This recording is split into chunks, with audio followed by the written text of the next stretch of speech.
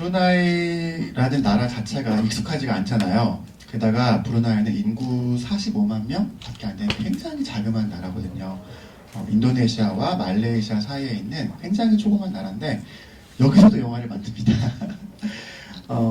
감독님께서는 사실 감독님의 부인분이세요. 프로듀서님이.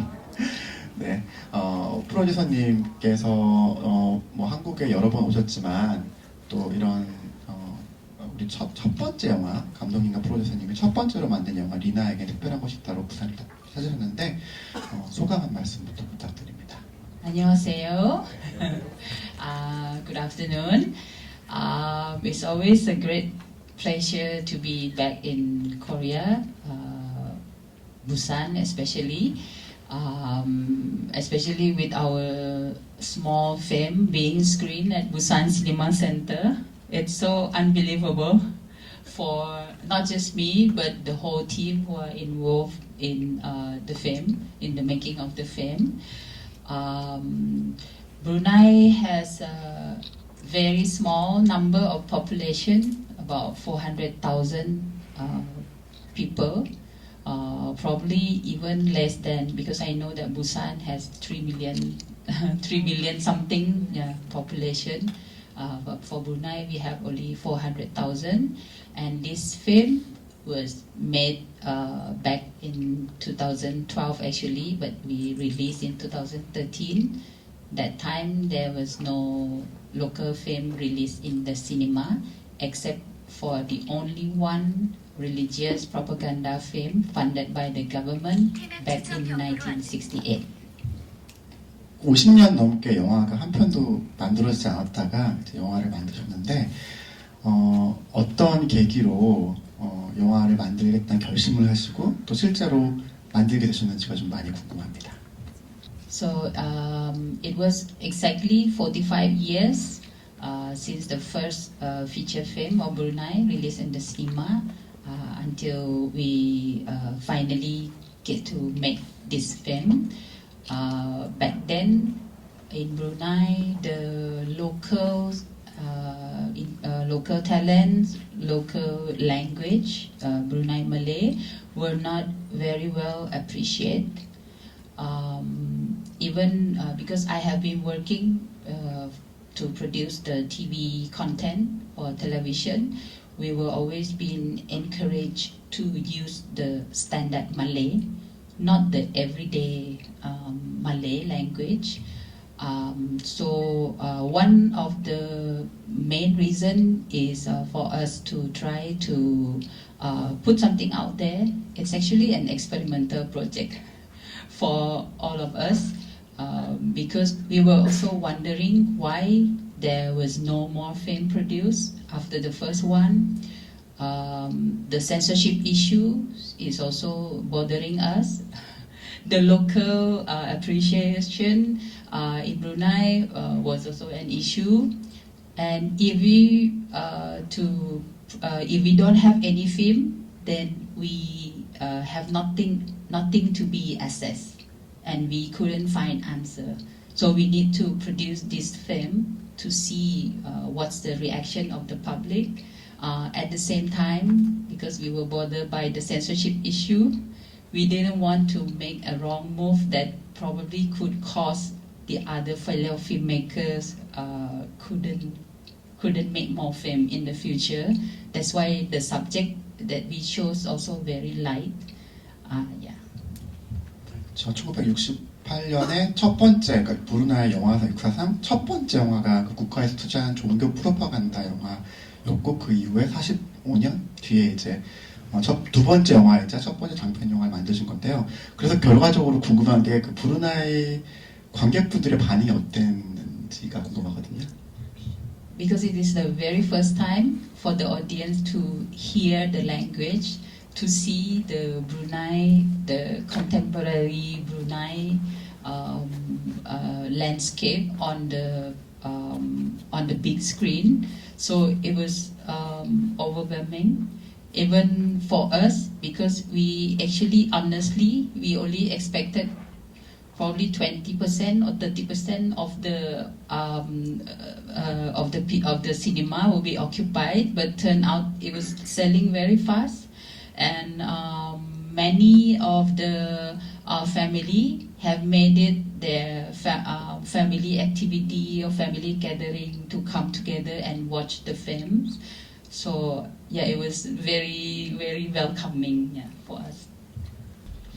예, 그 보니까 영화 끝날 즈음에 뭐 이제 뭐 다음 편으로 이렇게 그런 얘기가 있던데 실제로 다음 편이 제작이 된 건지가 한번 그 내용을 질문하고 싶고요. 두 번째는 이제 굉장히 많은 배우들이 출연했는데 이분들은 전부 다 이제 브루나이 출신의 배우들인지 좀 주인공들에 대한 소개를 간단히 해주시면 좋을 것 같습니다.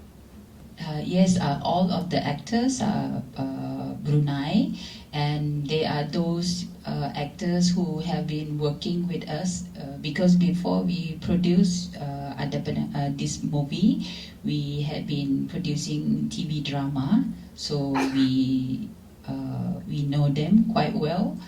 And actually, because this is like a self-funded project, and again, because of the censorship issues, we were so worried that this probably be our first and last. So we also, the director, Harlif, which is my husband, he also was an actor, and he wanted this project to present as many local actors as possible. So that's why there are like so many elements in there. And on the production side, we also trying to experiment, and we try this and that, so many things in the movie. How about in terms of the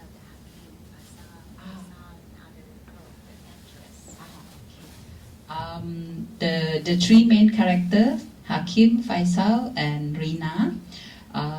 Rina, she is a talented singer. She started singing, actually, she's come from the artist family. They all sing very well. Since she's like younger than 10 years old. Even until today, she's still active. And for Hakim, the main character, he was also, he started his first acting debut actually with our production company.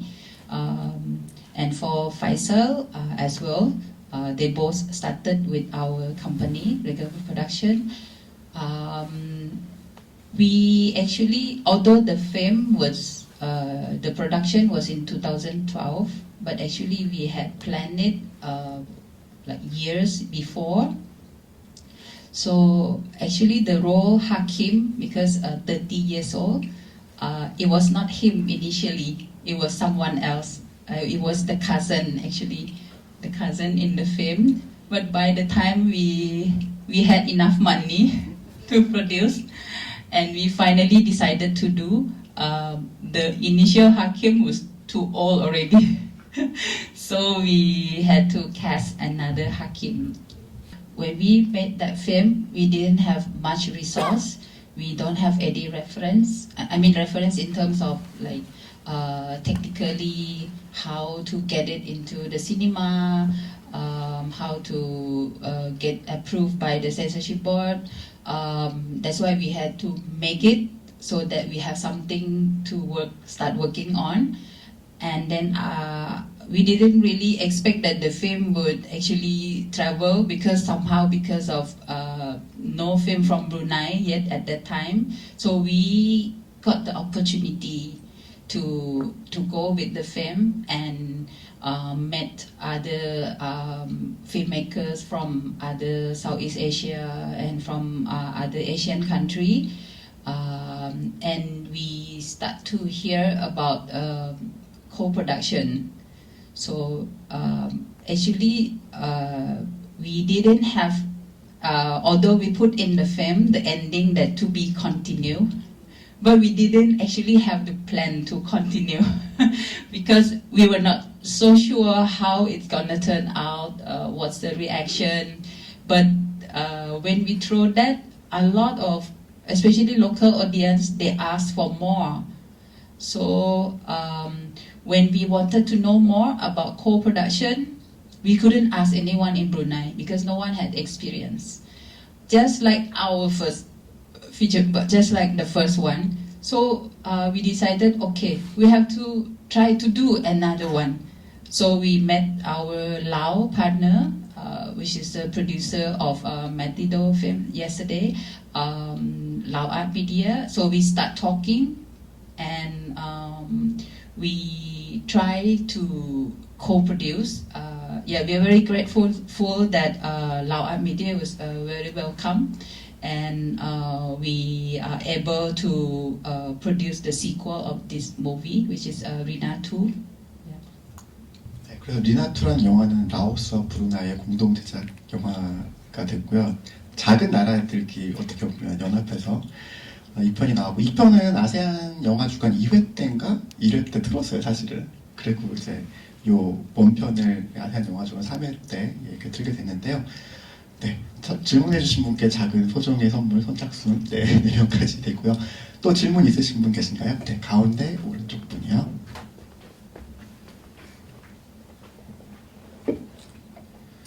그 카메라 종류가 좀 궁금한데, 그 배에서 그 찍었던 카메라하고 보통 때 찍던 카메라와 같은지 좀 여쭤보고 싶고, 그다음에 파이살이 굉장히 재밌었거든요. 파이살 배우님의 그 배경이 좀 알고 싶습니다. 혹시 뭐 개그맨 출신인 건지 그것도 좀 궁금하고, 그 코미디를 제작할 때 어떤 어려움들이 좀 있을지 그게 좀 궁금합니다.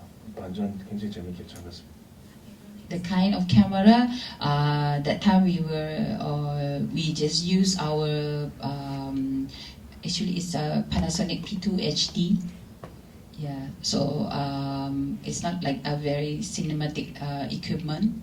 Yeah, but then we just wanted to see what it's like because back then in 2013 the idea of digital cinema is still not very well known especially in Brunei. Like a lot of people still think that if we want to produce a film, the only way is to have the film camera, and to distribute to the cinema has to be the film print, which definitely we couldn't afford it.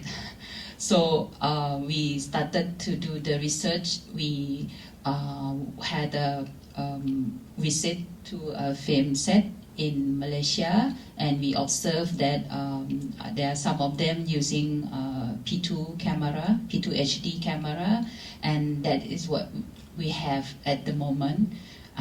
So we did some research and we tried to shoot with that and convert it for the digital cinema. That is also why our release distribution within Brunei is limited, because that time there were only 4 Cineplex with only there's only 3 that have the digital cinema to project the DCP. And although the other wanted to show, but they couldn't. Yeah. And Faisal. Oh yeah, okay. Faisal is one of the very rare full-time comedian in Brunei, because in Brunei acting or performing it couldn't be done as a full-time because we don't have that enough volume of job or the payment rate that could keep you survive. Even for us, like a production company, we cannot survive with just making film alone, so we have to do a lot of odd jobs. We have to produce content, this and that to survive. And for Faisal, he's a natural comedian. In every day when we meet him behind the scene, behind the camera, he always make jokes. So he always entertain everyone, and everywhere he goes, like almost everybody in Brunei would know him. Yeah, and that's also another remarkable from this film. because previously many of the actors, they have been acted in many local drama, but when they go out, people recognize them, but they just see, oh, okay, the most is just smile. But after the film, we started to see audience coming to them to take a picture with them, to ask for autograph. That hardly happened in the past. So it's also so thrill for us that, oh, this is the impact of the cinema is so big that we didn't expect that much. And what's the biggest problem to make a comedy? The comedy movie, I think it's challenging everywhere. It's not always easy to make people laugh, and not everybody has a different what you call it. Not everybody laugh at the same jokes, right? Or cry at the same story. So it's always challenging, especially in Brunei. That I must admit that we still have like a bit reserved community. Yeah, that's also what we got a lot when this film shown to the international audience. The foreign audience always asks, like, oh, we really didn't expect to see Bruneian being funny, making jokes, and some of the ladies were not wearing hijab. So they had like a totally different idea about Brunei. Yeah. 제가 질문을 좀 드릴게요. 사실 조금 코멘트하자면 2010년쯤에 동남아시아도 영화가 디지털화가 많이 됐거든요. 그래서 우리도 디지털화 되면서 영화 제작 단가가 굉장히 많이 떨어졌어요. 그 전에는 필름 카메라라고 해서 정말 35mm 굉장히 무겁고 크고 돈도 많이 들어가고 촬영한 거 바로바로 볼 수도 없는 그런 영화 시스템이었는데 한국의 독립영화뿐만 아니라 전 세계적인 저예산 영화들이 부흥할 수 있었던 거는 디지털 영화 하드웨어가 갖춰졌기 때문이 아닌가라는 생각이 들었고요. 또 아까 브루나이 말씀도 해주셨는데 다들 히잡 쓰고 다닐 줄 알지만 사실 그 중에는 히잡 안 쓰고 다니는 사람도 있잖아요. 다양한 모습들을 이렇게 보여줄 수 있고 또 브루나이 이전까지 없던 팬덤이라는 문화도 새로 만드시고 굉장히 앞서가시는, 그러니까 큰 버짓의 영화가 아니더라도 굉장히 임팩트가 있는 그런 작품이었다라고 생각이 드는데요. 조금 더 브루나이의 저는 연애나 결혼 문화도 사실 좀 궁금해요. 이렇게 자유연애가 많은지 중매 결혼이 많은지 아니면 어떤지 조금 궁금합니다. 일단 What about? I think just like anywhere in the world, yeah, now actually Brunei are very open. I mean, the arranged marriage is I haven't seen anymore. So it's just that couple fall in love and then get married, but we can see that the age of couple getting married are getting younger actually, surprisingly. Yeah, that time for us 30 years old was like the mileage that you would get pressure if you attended family event and then you don't have boyfriend or girlfriend yet, then you will be asked. But nowadays and the parents somehow also encourage them. If they already have, then if they already found someone, then they can get married. And for Brunei University, you can in some of the country you have to be single, right? But for Brunei, it is okay to get married during your school. 특히 사실 브루나이도 이슬람 국가다 보니까 일부 이슬람 국가들은 사실은 여성에게 교육 기회도 주어지지 않지만 결혼한 여성은 자동으로 퇴학되는데 브루나이는 그런 거 없이 결혼한 여자들도 학업을 마칠 수 있다는 설명을 해주셨고요. 네, 또 질문, 네, 마이크 부탁드립니다. In Brunei, actually, there's no restriction for a woman to pursue a career. Actually, any career at all, except for the prayer, the imam, the prayer leaders, the Muslim. Other than that, we have like in university, faculty dean. Is a lot of them are female. Ambassador, even pilot. We have the pilot also female, and the women have a freedom. I mean, we can, unlike in some of the Muslim country that some of the women cannot drive or cannot go out, right? But I mean, we have the freedom to go out. To pursue education, higher education as well. 안녕하세요.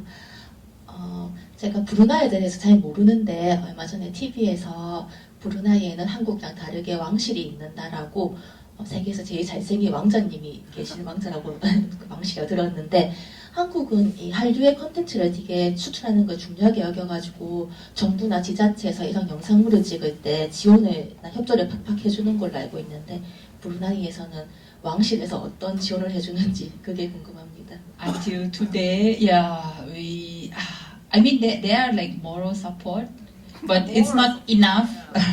It's not enough because making film or content, of course, we need the budget, and everyone need to survive, need to eat.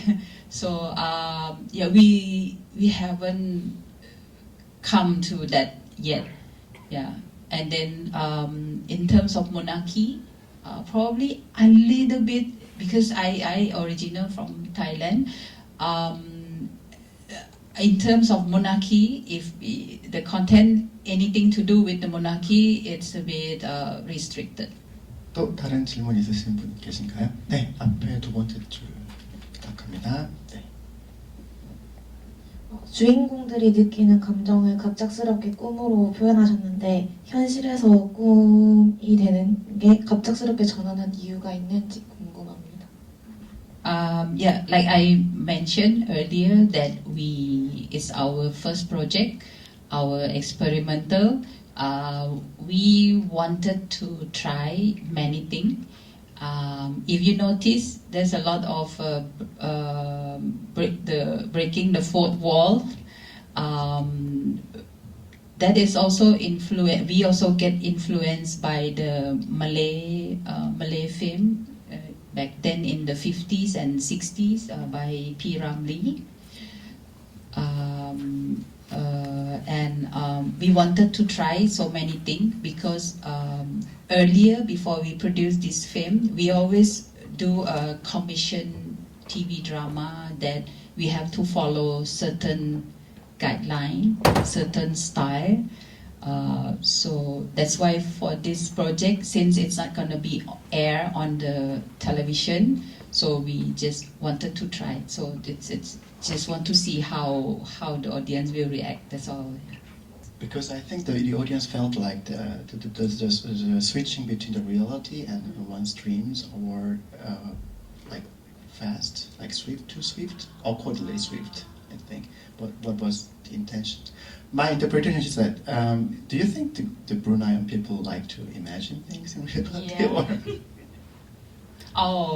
Yeah. We dream a lot. We are like Bruneian. I must admit that most of Bruneian are like a bit complacent. So like lots of dreams. 1950, 60년대부터 지리적으로 브루나이가 말레이시아 섬에 딱 있잖아요. 말레이시아에 가장 많이 영향을 받는 문화적인 그런 국가인데 그 고전 말레이시아 영화 때부터 약간 그 현실과 상상이 왔다 갔다 하는 그런 것들에 영향을 받으실 것 같고요. 실제로 그냥 제가 저의 뇌비셜로 물어봤는데 브루나이 사람들이 좀 현실에서 상상을 많이 하지 않냐고 했더니 이제 그러신다고 하셨는데 제가 봐도 되게 브루나이 가보시면 사실 사람들이 되게 좀 느리거든요. 삶이 굉장히 슬로우 라이프인데 이렇게 약간 상상을 사람들이 다 약간 그런 취미가 있는 것 같아요. 그게 저의 상상이었고요. 아, 또 다른 질문 있으신 분? 네, 저쪽 가운데 왼쪽 부탁드립니다. 이 영화를 참 브루나이에 대해서 지금 처음 접해가 영화로서는 잘 봤습니다. 근데 브루나이가 원래 그 인구에 비해서 상당히 GDP가 높고 우리 국민들이 대부분 부유하게 사시는 줄 알고 있습니다.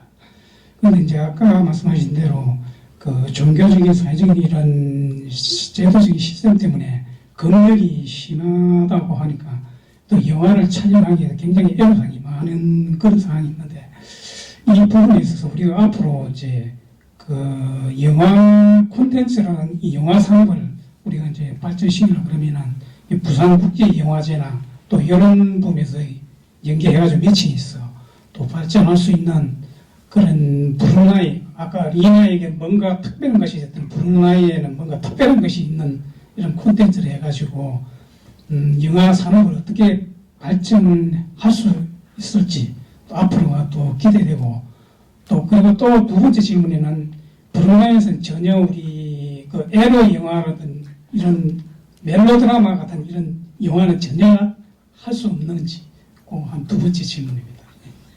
For the erotic movie, definitely no. Definitely, I'm afraid, yeah. Yeah, and the censorship has get to the point that a lot of us are just self-censorship. We just do self-censor right now that is probably like beyond. We just have to compromise a lot of our work that we couldn't probably really express the way we wanted. But we always take it as a challenge, like how to show the affection, how to show your need or in something. It's always challenging for Brunei filmmakers, and to how to develop Brunei film industry. Is it? Wow, that's a very big question, and I think a lot of us Brunei fellow filmmakers in Brunei, we have been trying, but without a really support from every sector, actually, from the government, from our audience. It's very hard to get where even other ASEAN country is right now. We don't have this encouraging and supportive cinephile just like Korean have. We are just so far. Not to mention about asking question. Even we have like a short film screening, and to get a question from the media students, it's also very little. Yeah. So we don't have enough like film thinkers. The exchange between the filmmakers, it's like happen once in a blue moon. Not even to mention a session like this. So it's I think there's still a lot that needs to be done. Yeah. 응원합니다. Oh, thank you. Another fact also that very challenging for all the Brunei content maker or filmmakers is that our very small market. So it's very hard to recoup the investment.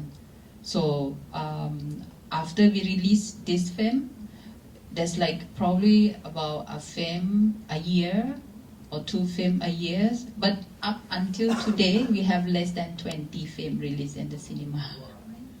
Less than 20. And it's always like something that a lot of filmmakers would love to, but thinking about how to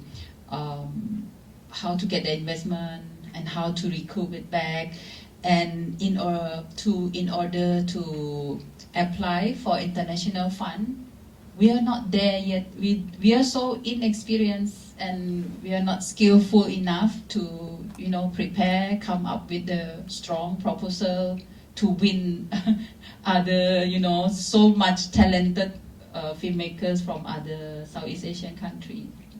사실 브루나이가 진짜 약간 그 애매한 나라긴 해요. 20편 정도를 다 제작하시는 건 아니고요. 브루나이라는 나라 전체가 브루나이 영화 역사상 장편 영화 한 20편 정도, 그러니까 1년에 한 편 나올까 말까 한 거의 라오스랑 비슷한 그런 상태인데, 사실 그 국가 내에서 지원을 받지 않는 한 그 유럽이나 미국 쪽 그 파운데이션이 아니면 유럽 연합 쪽의 어떤 지원을 받기도 애매한 게 GDP가 되게 높잖아요. 우리나라보다 높거든요.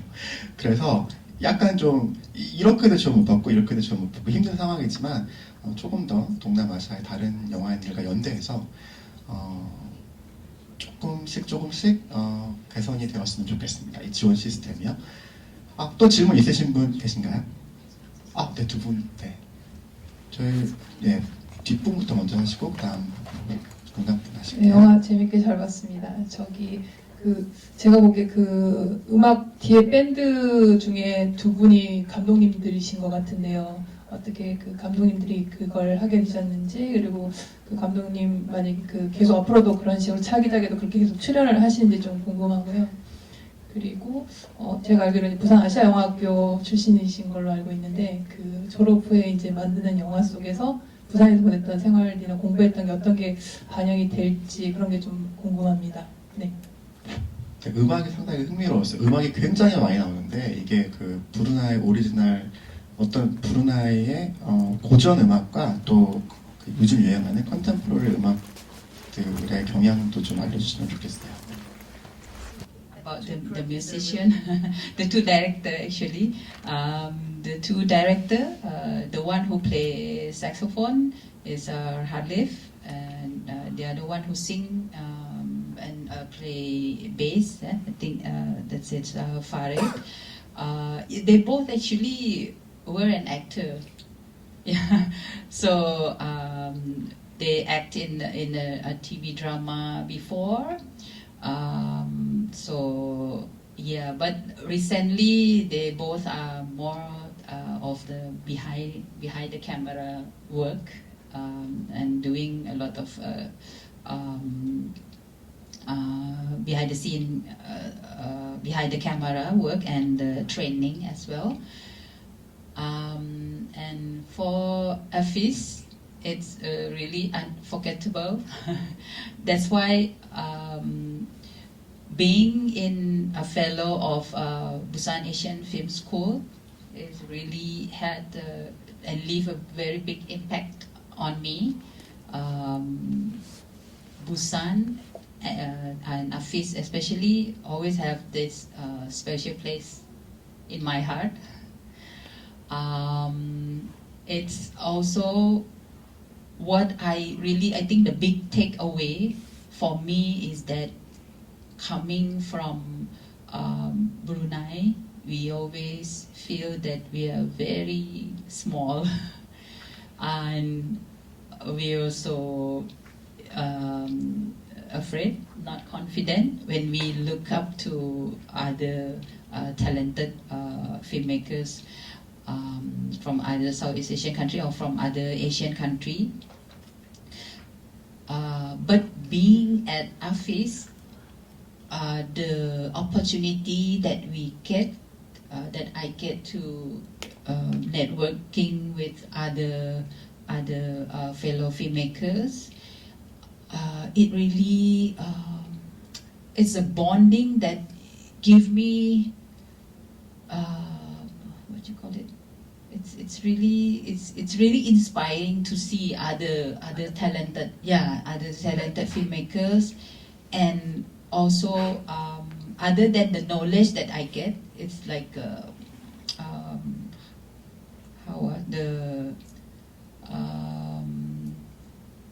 it's a bonding and the confidence, actually the confidence that I gain more confidence from being at a FIS. Yeah. The music industry situation in Brunei. Oh, the music industry actually very quite active in Brunei, even more active nowadays actually. More or less like the film industry. Previously, when Bruneian a singer would like to like release or they want to record their song, they would go outside to Malaysia or Indonesia to have their song produced. But nowadays there are a lot more of the local composer and the recording studio in Brunei, and the local song are more welcome. Previously, we hardly hear the local song play on the radio, but now there's like they even have like local songs awards or local singer awards happen like every year or twice a year. Old Brunei music is mainstream or hip hop or rap is more. Oh, that's a lot of things actually. If what reflected in the movie and also the reality show, there was what actually happening during that time. There are folks who likes the song. The dangdut song is actually from Indonesia, but still a lot of Brunei like born the age of like about 45 and above.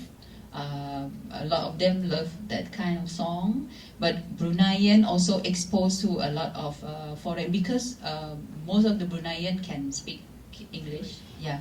So also exposed to the Western music as well as the Malaysian.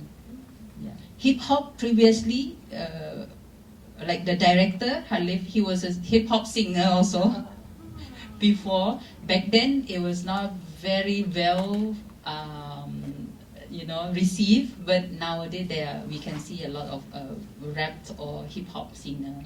네, 저희가 더 하고 싶은데 끝나고 나가서 복도에서 그래서 조금만 더 진행을 하도록 하고요. 감독님 가장 인상 깊었던 질문하신 분이 누구실까요? What was the most memorable question? Actually, I really appreciate every question, but we have to do what we have to do. So I think the gentleman out there about the industry. Okay, since it was our plan from the beginning actually that we would love to produce a film like something drama or family drama, because we haven't really produced something like that in Brunei, but because previously we didn't dare yet. We were afraid of some sensitive issues about the family, but after all these years, then we are planning to do a film to talk more about the family issues in Brunei.